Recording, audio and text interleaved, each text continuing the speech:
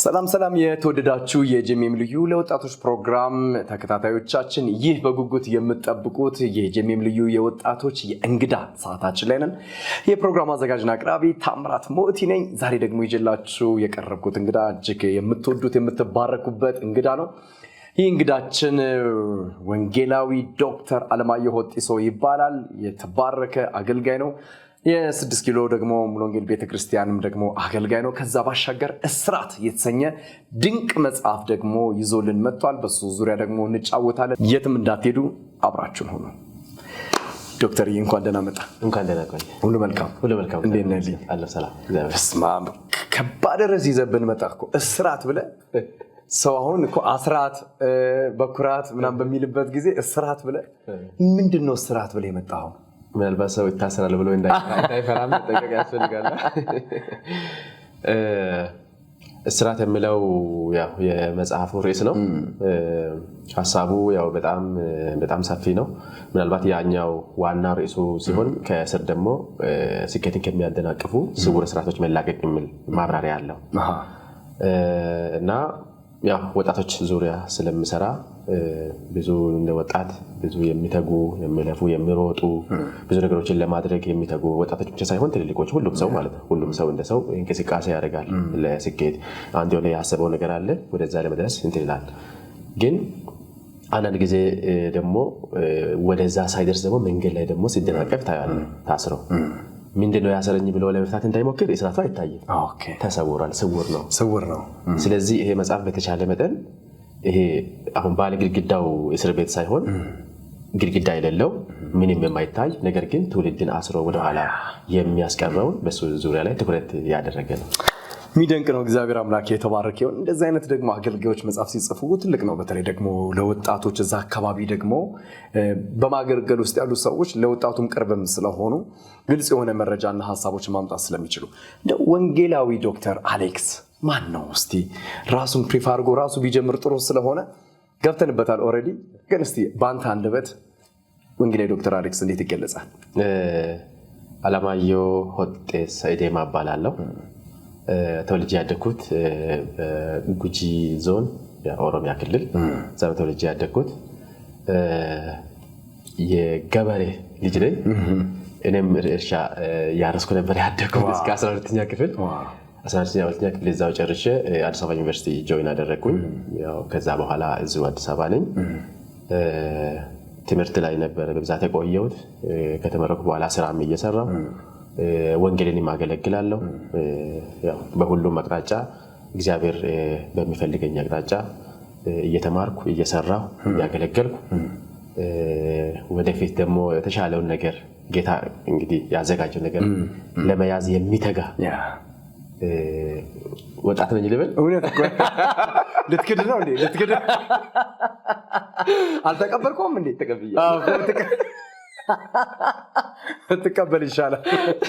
ጌታ የተባረከ ዶክተር ነህ፣ ወንጌላዊ ነህ። እንግዲህ ባለበት በ6 ኪሎ ሙሉ ወንጌል ቤተክርስቲያን ደግሞ አክቲቭሊ እየተንቀሳቀስክ እያገለገልክ የመራህም ትገኛለህና እንደው ካየሁብ ባህሪዎች መካከል ከትልቁ ጋር ከልጆች ጋር ከወጣቱም ጋር ሲምፕሊሲቲ የሚባለው ነገር ቀለል ብለህ የምትቀርብ ሰው ነህና ይሄ ነገር የመጣው እንደው ወጣት ስለሆንክ ነው ተፈጥሮ ነው ወይስ ደግሞ ለወንጌል ምቹ መንገድ እንዲሆን በማሰብ ነው? ምንድነው እንዲህ ከሁሉም ጋር እኩል የመሆን ግልጽ ሆነ ቀለል ብለህ የመቅረቢያ መንገድ ምንድነው? አንዳንድ ጊዜ የሆነ ነገር ሆነ ራስን ታገኛለህ። አንዳንድ ጊዜ ደግሞ መሆን የምትፈልገውን ለመሆን ደግሞ ጥረት ታደርጋለህ። ያልሆንከውን ለመሆን ጥረት ስታደርግ ያው ይታወቅብሃል፣ የሆነ ያስመሰልክ እንደሆነ ይታወቅብሃል።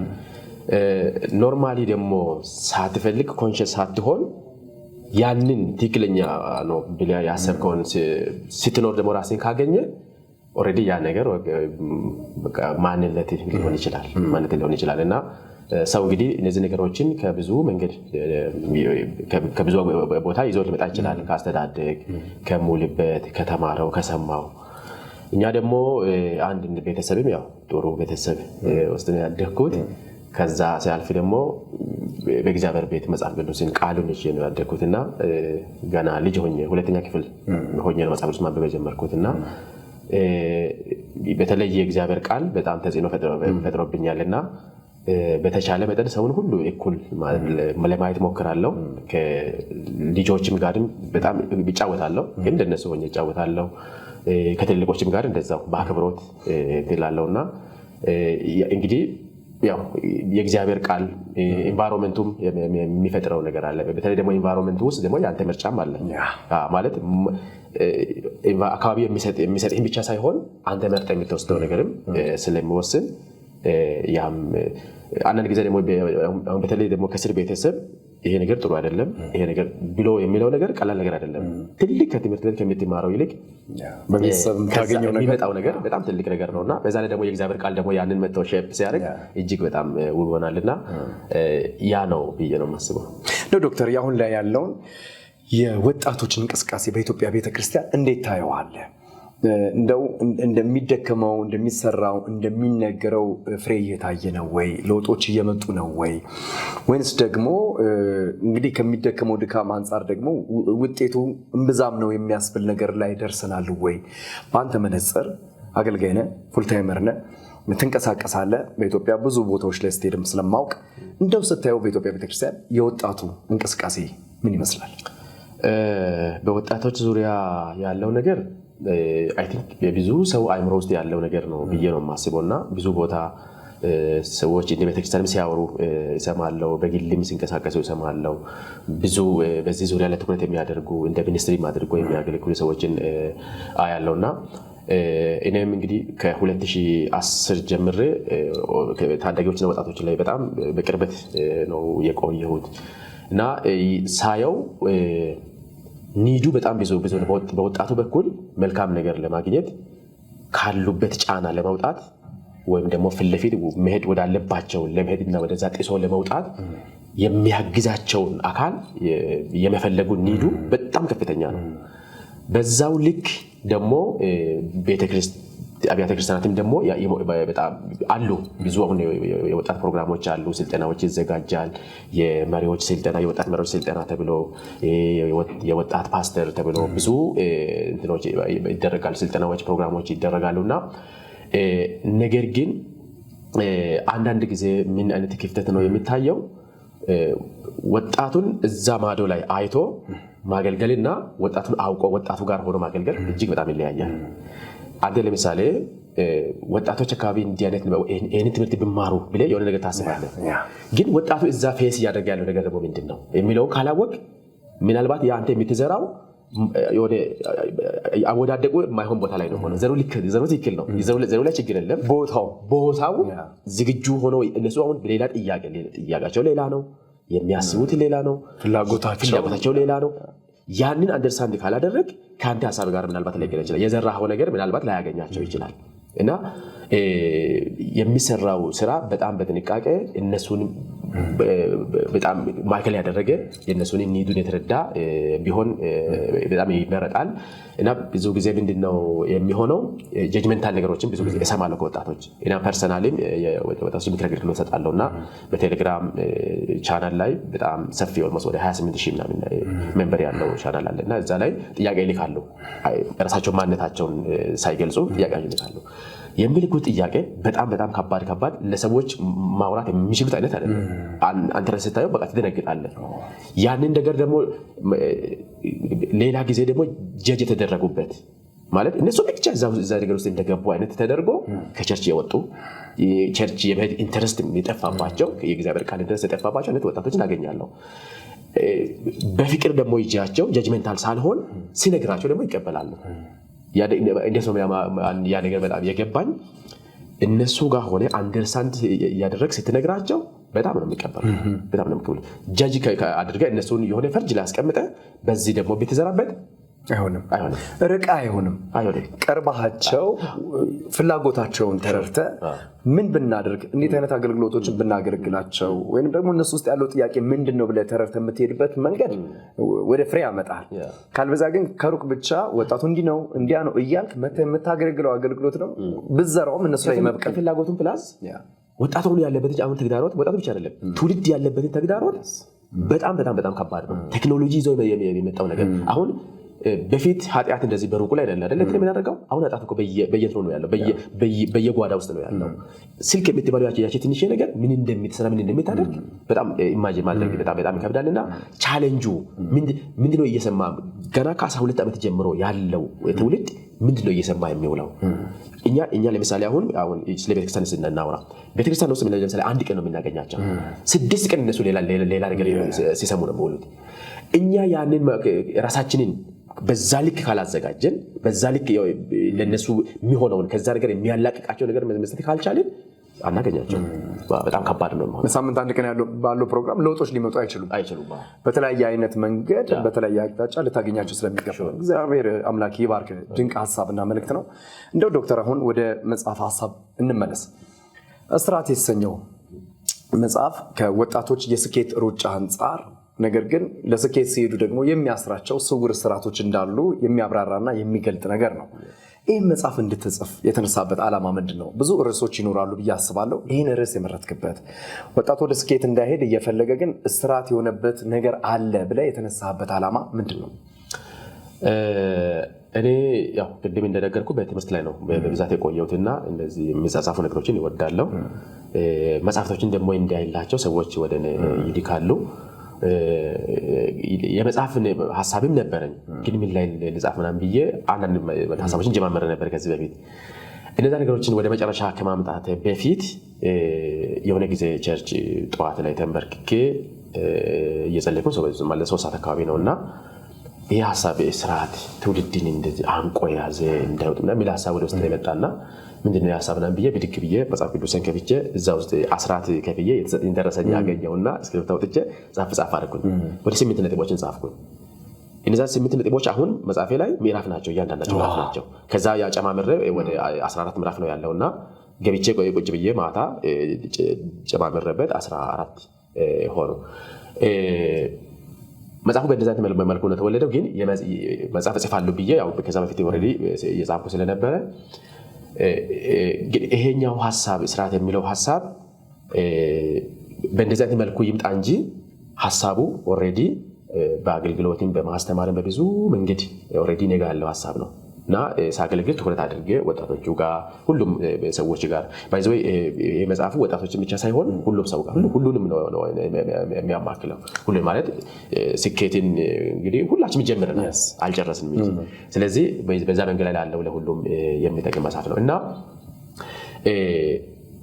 ቀርበም ሳያቸው ስለወጣት ስሰማ ስለወጣት ሳነብ የማገኘው ለምሳሌ ለትንሽ ነገር ወጣቱ ተደናቅፎ ከመንገድ ዞር ሲል ታያለ ትልቅ ነገር ጀምርና ትልቅ ነገር ያስብና የሆነ ጊዜ ላይ ከመንገድ ዞር ብሎ ታያለ ትላንትና አንተ ወራስ ያሳደከው ልጅ ለምሳሌ ከታዳጊ ጀምረ ያስተማርክ እንትን ያልክ በቃ ምን ይላል እኔ ወደፊት እንዲሆናለሁ ብሎ የሆነ ታይም ላይ ደግሞ ሲምፕሊ በቃ የሆነ ሰፈር ውስጥ እየተጫወተ ሙሉ ልጅ ሲሆን ታገኘዋለህ ወይ ደግሞ ተደብቆ ቢሆን የሆነ ነገር የሚሞካከር ሱሳሶስ ነገር ወደ ውስጥ የሚገባ ሰው መሆኑን ታያለ ያ ነገር ምንድነው ሰው ወደፊት እንዳይሄድ ወደ ኋላ እየጎተተ ያለው የሚል ጥያቄ ያስነሳል እስር ቤት ያሉ ሰዎች ኦሬዲ በግድግዳ መሃል ነው ያሉት አይወጡም እንደው ተፈቅዶላቸው ካለው ወጥቶ እዚሁ ዙሪያ አካባቢ ነው እንደ ብለው የሚመለሱት ይሄ ስርዓት ግን ተከትሎ የሚሄድ ነው የትም ቦታ ቤት ተከትሎ ይሄዳል ስትጫወት ካንተ ጋር ነው ያለው ሰንሰለቱ ማለት ነው የመጽሐፉ እንትን ላይ ከበሩ ላይ ማይታይ ከሆነ ሰንሰለቱ ይከተላል ስትስራ ይከተላል ስታስብ ይከተላል ስትተኛ ካንተ ጋር ነው ያለው ሰንሰለቱ ስለዚህ ይሄ ስውር ስርዓት ነውና የሚማር ሰው እንዳይሳካለት የሚያገለግል ሰው እንዳይሳካለት በትዳርም ቢሆን በብዙ መንገድ ሰው እንዳይሳካለት በንግድ ሰው እንዳይሳካለት በብዙ መንገድ እንዳይሳካለት አስሮ ያዘው የተሰወረ አንዳንዴ ደግሞ እስራት ነው ብለን የማናስባቸው ቀላል ብለን የምናስባቸው ነገር ግን ትልቅ ህይወታችን ላይ ጠባሳ የሚያስቀምጡ ነገ ለቁጭት የሚያደርጉ ነገሮች እንግዲህ ጌታ ረዳኝና አስተዋልኳቸው።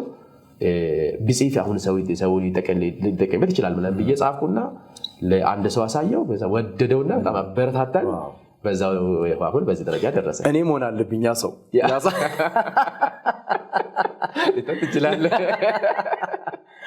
እሺ እግዚአብሔር አምላክ የተባረከ ይሁን። እንደው ወጣቱ ስኬታማ እንዳይሆን የሚያስባቸውን እደርስበታለሁ ብሎ የሚያያቸው ቦታ ጋር እንዳይደርስ ወደ ስኬቱ ግብ ጋር እንዳይጠጋ የሚያደርገው ነገር ምንድነው ብለህ ታስባለህ? እንደ አንድ አገልጋይ ከብዙ ትውልድ ጋር እንደሚገናኝ ምን ብለህ ታስባለህ? በዛ አቅጣጫ አንዱ ስለ ስኬት ያለው አመለካከት ነው። የመጀመሪያው ስለ ስኬት ያለው አመለካከት በጣም ወሳኝ ነው። መጽሐፉ ላይ የጠቀስኩትን አንድ ሐሳብ ላውራ እና ምንድነው አንድ ሰው ሩጫ ሮጦ በሩጫ ስኬታማ ለመሆን አሰበ። ያን አሰበና ሰዎችን አማከረ። እንዲያደርግ እንደዚህ አንብብ፣ ስልጠና ውሰድ፣ እረፍት ውሰድ እንዲያደርግና ብሎ ተነገረውና ሄዶ ስልጠናውን ወሰደ። ስልጠናው ልክ ዝግጁ ነኝ ብሎ በሚያስብበት ታይም ላይ ጀመረ ሩጫውን ማለት ነው። ሲጀምር ሮጠ እየጣላቸው ማለት ነው። በእንግል ላይ ይሄን መጣ አልፎ ሄደ። ከዛ የሆነ ቦታ ላይ ሲደርስ የሆነ እንትን ቆሟል፣ ጽሁፍ ቆሟል። የሆነ ጽሁፍ ቆሟል። ያንን ጽሁፍ አየና ልክ እዛ ጋር ሲደርስ ምን ይላል? ደርሻለሁ፣ አንደኛ ተሳክቶልኛል ምናምን ብሎ ጉልበቱን እረፍቱን እዛ ላይ አደረገ። ይሲ ደርሻለሁ ስትል ባይዘው ውስጥን ያርፋል፣ ኢነርጂም ይቀንሳል። ልክ እሱ በዛ ሞቲቭ ውስጥ ሳለ ሌሎቹ መጥተው አለፉ። ለካ እሱ የቆመበት የመጨረሻ ፋይናል ዴስቲኔሽኑ ሳይሆን የአጋማሽ ላይ የቆመው ምልክት ነው። የግማሽ እንትኑ ላይ የቆመው ምልክቱ ጋር ደርሶ ነው ደርሻለሁ ምናምን ያለው። አንድ ሚስ አደረገ ማለት ነው። እነዚህ ሰዎች አልፎ መጨረሻ ላይ ደርሶ ኦልሬዲ ጨረሱ እነሱ። ይሄንን ያጣበት ምክንያት መጀመሪያ ያሰበው ስኬት ማለት እዚህ ጋር ነው ብሎ ነው ያሰበው። ምናልባት ስኬት ገንዘብ ነው ብለው የሚያስቡ ሰዎች አሉ። ስኬት ትምህርት እስከሆነ ደረጃ መማር ነው ብለው የሚያስቡ አሉ። ስኬት እንዲህ አይነት ነገር ነው ብለው የሚያስቡ ነገሮች አሉ። ነገሮች የተባሉ ነገሮች የስኬት መንገድ ላይ ነው የሚሆኑት። ስኬት አይሆኑም ለብቻቸው ማለት ነው። እና የመጀመሪያ አመለካከቱ ነው። አመለካከቱ የተሳሳተ ከሆነ ግቡም የተሳሳተ ይሆናል። ትልቁ የሚያበላሸው እዚህ ጋር ነው። ይሄን ካስተካከለ በኋላ እርምጃው ደግሞ ወሳኝ ነው። እርምጃም ወሳኝ ነው። በየመንገዱ ይመጣሉ ቻሌንጆቹ። በየመንገዱ ዊዛውት ቻሌንጅ በዚህ ምድር ላይ መኖር አይቻልም። እንቅፋቶቹ ይመጣሉ። እንቅፋቶቹ ሲመጡ ለእንቅፋቶቹ የሚሰጠው ምላሽም ወሳኝ ነው። ለምሳሌ ስለሌላ ሌላ ነገር ሳያስብ ስለራሱ የሚያስበው የተገደበ እምነት ለምሳሌ መጀመሪያ ማለት ነው። እኛ እኮ ከዘራችንም እኮ እንዲያን ነገር የለብንም ሊል ይችላል። ኦልሬዲ ምን አደረገ? ራሱን አሰረ ማለት ነው። ይሄንን ጥሶ ለመውጣት በጣም ይከብደዋል። አንዴ ወደኋላ አይቶ እኔ ይሄንን ሰንሰለት ጥሼ መውጣት አልችልም፣ በቃ የኛ ዘር ቤተሰባችን ራሱ በቃ ከዚህ ያለፈ ሰው የለም ብሎ የሚያስብ ከሆነ ኦልሬዲ ራሱን እያሰራው ነው። እሺ እርምጃዎቹም ይወስናሉ። ቻሌንጅ ይመጣል። አንዳንድ ጊዜ በመንገድ ላይ የሚመጡ ፈተናዎች እሱ ጋር ብቻ እንደመጡ ማሰብ፣ በቃ እኔ ጋር ብቻ እንደመጡ ፈተናዎች፣ በቃ ሌላ ሰው ፈተና እንደ ፈተና የሌለው ኖርማል በቃ ደስ ብሎት እንደሚኖር ባይዘው በምስቅ ፊት ወይ ደግሞ እንደዚህ የሳቀ ፊት ሁሉ የሳቀ አይደለም። ባይዘው የሆነ ጊዜ ጅብ አህያ መብላት ፈለገና መላጣ እንዴት አድርጎ ብላ እንትናጣ። ከዛ ምን ያደርጋል? ሌሎች ጅቦችን ይልክና ይሄንን ከንፈሩን እንዲበሉት ምናምን አድርጎ ከንፈሩን ገንጥሎ በሉበት። ከዛ ምን ይታያል? ከዛ ጥርሱ ነው የሚታየው። ከዛ የጅቡ ልጅ ይሞታልና ለቅሶ ይመጣሉ። እንስሳት በሙሉ ሲመጡ አህያዋ እንዲህ ብላ መጣች ማለት ነው። እንዴት በኔ ሀዘን ላይ ትስቂያለሽ ምናምን ብሎ ምን አደረገ? በእናት እያትፈልገው ማለት ነው። የታየ ጥርሱ ሁሉ እየሳቀ አይደለም። ይህንን እያየን እንሸወዳለን። እነንትና እኮ ደስ ብለው እየኖሩ ነው ለምንድን ነው የኔ ብቻ እንደዚህ የሆነው እንላለን አይደለም። ይሄ ጥርስ ታየ ማለት ሰው ይሳቅ ሲባል ማለት አይደለም። ሳቅ ሁለንተና ነው ባይዘው ከውስጥ የሚመጣ ነገር እንጂ ጥርስ ብቻ አይደለም። እኛ እየሳቅን ነው ከውስጥ የኛ እኮ ፍጹም ሰላም ፍጹም ደስታ በክርስቶስ ባገኘው ነው እንዴ በሸነና ነው የምንለው እንዴ ፈገግ እያልን ነው የምንቀጥለው። ኢየሱስ ጌታ። አንዳንዴ አባባልም አለ አይደል ማሽላ እያረረ ይስቃል ይባላል እኮ። ግን ሳቅ አይደለም እኮ የውስጡ የሆነ ነገር አለ። አንዳንድ ሰው ሀዘኑን ለመርሳት ያለቀሰ እኮ ነው ይሻል፣ ግን ለመርሳት የሚያደርጋቸው ነው የሚገርም ነው። እንደው ይህ መጽሐፍ እስራት የተሰኘው መጽሐፍ በኢትዮጵያ ቤተክርስቲያን ላይ ሲደርስ ትውልዱ መካከል ሲደርስ አብያተ ክርስቲያናት ጋር አገልጋዮች ጋር ቅዱሳን ጋር ሲደርስ ምን አይነት ለውጦችን ያመጣል ብለህ ታስባለህ? ከስኬት አንጻር፣ ከእይታ አንጻር፣ ከአረዳድ አንጻር ምን ነገሮችን ሊያመጣ ይችላል ብለህ ታስባለህ? በመጀመሪያ ደረጃ እንግዲህ መጽሐፉን ለሰዎች ለማሳየት ሞክሬያለሁ። አንድ ሁለት ረዳት ፕሮፌሰሮች፣ አንድ ከአዲስ አበባ ዩኒቨርሲቲ፣ አንድ ከወላይታ ሶዶ አይቶልኛል። 4 ዶክተሮች አይተዋል፣ 2 አገልጋዮች አይተዋል። ኦልሞስት ወደ 8 ሰው ነው ሀሳብ የሰጠው እና የ8ቱም ሀሳብ እንግዲህ የራሴ ኦልሬዲ አምኜበት እንዲህ ነው ብያለሁ። ሰዎች ደግሞ የሰጡትን ሀሳብ ሳየው በጣም እንደተደሰቱ የሚያሳይ ነውና ጥሩ ነው እንደው ማኑዋልም የሚሆን ነው ብለው የተናገሩም አሉ። እዛ ሀሳብ ላይ የጻፉ ሰዎች አሉና ትውልድን ማነቃቃት ትውልድ እንዲወጣም በማገዝ ዙሪያ በተሳሳተ መንገድ ብዙ ትምህርቶች ከዚህ በፊት መድረክ ላይ እኔ ቦታ ላይ እንትምለዋል ኦልሬዲ ተዘርቷል። ትምህርቶቹ በጽሁፍ በቴሌቪዥን ፕሮግራም በዩቲዩብ በቲክቶክ በመድረክ በስብከት የተሳሳቱ ብዙ ትምህርቶች መጥተዋል። ምናልባት ይሄ መጽሐፍ በተወሰነ ደረጃ አንድ የስኬትን አመለካከት አስተካክለን እንድንሄድ ያደርጋል። ሁለተኛ ደግሞ እንቅፋቶችን መለየት ብቻ አይደለም እስከነ መፍትሄው እስከነ መልመጃው ነው የሚቀመጠው። አንድ ሰው ያንን ከለየ በኋላ ፕራክቲካሊ ምን ማድረግ እንዳለበት እዛ ላይ ያስቀምጣል። እነዛ ነገሮች እንደው በዚህ ዙሪያ ለማስተማር ወጣቶችን በዚህ ዙሪያ ወር ትውልድን በዚህ ዙሪያ ለማስተማር ለሚያስቡ ሰዎች የተሟላ ማቴሪያል ባይሆን እንኳን ጥሩ መንገድ ነው የሚሆነው ብዬ አስባለሁ እና ቸርቾች ቢጠቀሙበት በተለይ ትውልድ ከታሰረበት እንዲወጣ አንዳንዱ ራሱን አስሮ ነው ቁጭ ያለው፣ አንዳንዱ በሚሰማ ነው የታሰረው፣ አንዳንዱ በቃ እንዲህ ነውና ያጋንንቱን በኢየሱስ ስም እናፈርሳለን። ያጋንንቱ ሌላው ግን ተግባር ይጠይቃል፣ እንቅስቃሴ ይጠይቃል። እነዛ እንቅስቃሴዎች በመጽሐፍቶቹ ውስጥ አንደኛ ምዕራፍ ስለ ስኬት ነው። 13ቱ ምዕራፍ እነዛ ርዕሰ ጉዳዮች ላይ በመጽሐፍ በጣም ያው እዚህ ላይ መዘርዘርም አልፈልግም። በጣም ሰፊ ሀሳቦች ናቸው። የአማርኛው ወደ 300 ምናምን ገጽ ነው። የኦሮምኛው ወደ 470 ምናምን ገጽ ነው እና ትልቅ መጽሐፍ ነው የማስበው። በጣም ይጠቅማል። አንብቦ ሰዎች ለሌሎች ማስተላለፍ ቢችሉ ማስተማር ቢችሉ ጥሩ ነው ብዬ አስባለሁ። ሞር ደግሞ ሰዎች አይቶ የሚፈርዱት ነው የሚሆነው። እኔ እንዲህ ነው ብዬ እንትን ከምል አይቶ ቢፈርዱ ጥሩ ነው፣ ግን ጠቃሚ ነው ብዬ አስባለሁ። በጣም እግዚአብሔር አምላክ የተባረከ ይሁን። እንደው በመጨረሻም ከወንጌላዊ ዶክተር አሌክስ በቀጣይ ምን እንጠብቅ? ትውልዱ ቤተክርስቲያን ምን ይጠብቁ? ምን እንጠብቅ? ከመጽሐፍ አንጻር ሊሆን ይችላል፣ አገልግሎት አንጻር ሊሆን ይችላል። የመጀመሪያው እሱ ነው። አካተና እያይዘልኝ ደግሞ የኢትዮጵያ ቤተክርስቲያን ወጣቶች የምታስተላልፈው መልእክት ምንድን ነው? ከምታየው እይታ አንጻር አሁን ከደረስንበት ነባራዊ ሁኔታ አንጻር የምታስተላልፈው አያይዘ ሁለቱን ነገረኝ። ከአንተ ምንድን ነው ከዚህ በኋላ የምንጠብቀው ለሚለው ያው ገና አልጀመርኩም፣ ገና እየሄድኩበት ስለሆነ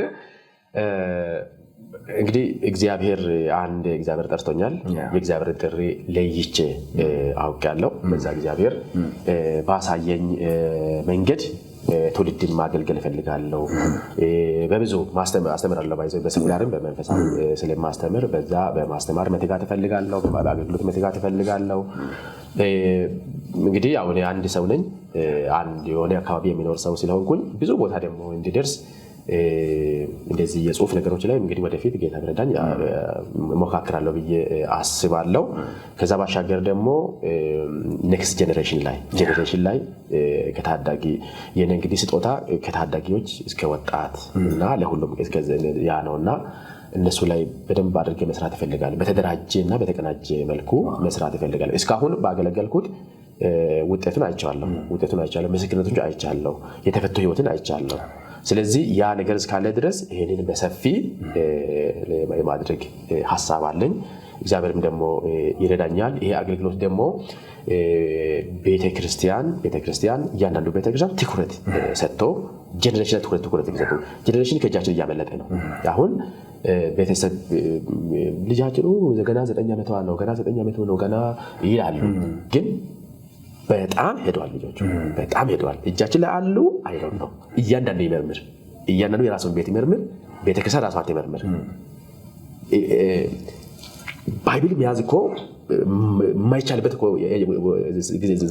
ጊዜ ላይ ደርሰናል ማለት ሰው መጽሐፍ ቅዱስን መያዝ የሆነ የማፈር አይነት ቸርች ምናምን አሁን በቃ ስልክ ነው ሁሉ ነገር ስልክ በተጠቀሙ ክፋት የለውም ቴክኖሎጂ እንጠቀምበታለን ነገር ግን ትውልዱ የት ነው ያለው የሚለው መጀመሪያ ቤተክርስቲያን መመርመር መቻል አለባት ያንን መመርመራ ካገኘችው በኋላ ትውልድን ወደ ጌታ ወደ መድረክ ሳይሆን ወደ ጌታ ማሳደግ ያስፈልጋል ወደ መድረክ ያሳደግናቸው ወጥተዋል በዛው በመድረክ ላይ ገብቶ በዛኝ በር ካለ በዛ በር ወጥተዋል ብዙ ማለት ነው እንደዛ እንዳይሆን ወደ ጌታ ማሳደግ ወደ ደቀ መዝሙርነት ማሳደግ ሰው ጌታንም እንዲያቅ ራሱንም እንዲያቅ ማድረግ እንደራሳችን እንደኔ እንዲሆን ሳይሆን ጌታ እንደሚፈልገው እንዲሆን ለዛ ቤተክርስቲያን በጣም መትጋቱ ደግሞ ፕራክቲካሊ በተቀናጀ መልኩ ትኩረት ሰጣ በጀት አድርጋ በዚህ ዙሪያ ቤተክርስቲያን ብታገለግል ጥሩ ነው ብዬ አስባለሁ ምክንያቱም አሁን ላይ የለቀቅነው ትውልድ ነገ ሊናገኘው አንችልም በተአምር ባይዘው አሁን ቸርች ውስጥ ሆኖ እኔ እኮ እግዚአብሔር መኖሩ ራሱ ነው እኮ እርግጠኛ አይደለሁም ያለ በዚህ ሳምንት እንደዛ ብሎኛል አንድ ወጣት ዩኒቨርሲቲ ያለው ወጣት እኔ በቃ ማመን አልቻልኩም በቃ እኔ ውስጥ ያልቀበላል እግዚአብሔር ራሱ አለ ወይ